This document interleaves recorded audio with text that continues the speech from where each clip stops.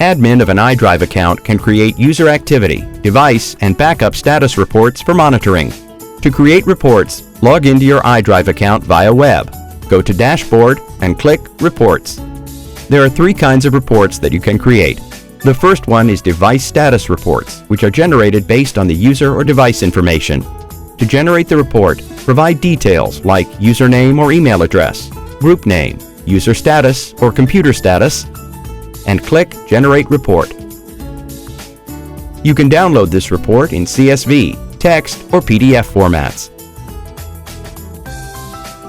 The second type of report is user backup reports, which provides details based on the user information.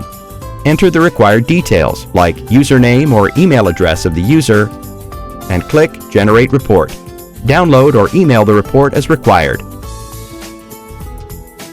The third type of report is Backup Activity Reports, which generates details based on the backup information.